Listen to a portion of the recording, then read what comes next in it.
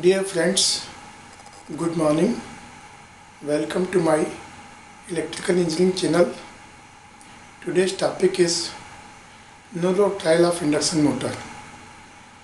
For checking any induction motor that is correct or not, we have to take its no load trial, and before taking no load trial we have to check few physical characteristics of the motor. That are first thing is that the body of motor, foundation legs must be okay, that must not be broken because motor is fixed with the foundation legs. Second, fan and fan cover, whether fan is free to move or not, fan is broken or not, fan must be okay, and fan cover must be placed in the right place. Third thing is shaft diameter and surface finish of shaft. Shaft diameter must be correct as per that motor specification, and its surface must be properly finished, and keyway must be proper, that must not be broken or damaged. Fourth is there is no axial play or radial play in shaft, and it must be free in rotation. Sixth thing is terminal block condition. Terminal blocks must be correct so that connection wire can be tightened properly, and terminal blocks cover.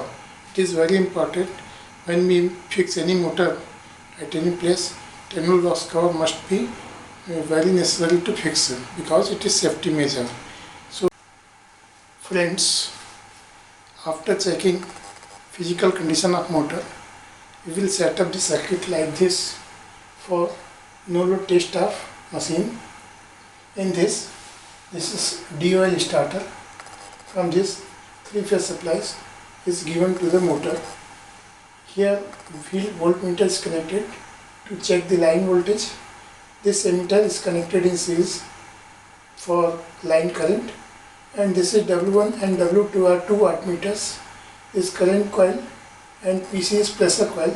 These 2 wattmeters will measure the no load power of my motor, that will indicate the iron loss of motor, and tachometer is there for taking RPM of the motor.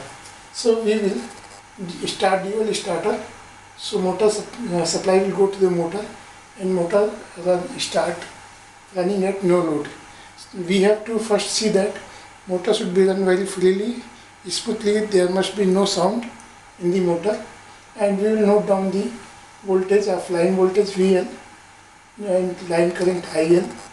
Iron loss means reading of this W1 and reading of this W2, W1 and W2 two readings are there, and RPM of the motor.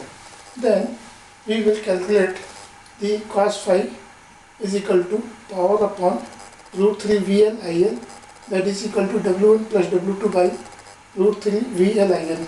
This power factor will give us no load power factor, and we can find out that how much lagging current is going there.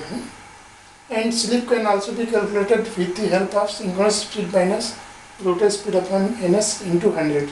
So this no load test will give us very good information about motor, that it is how much its iron losses.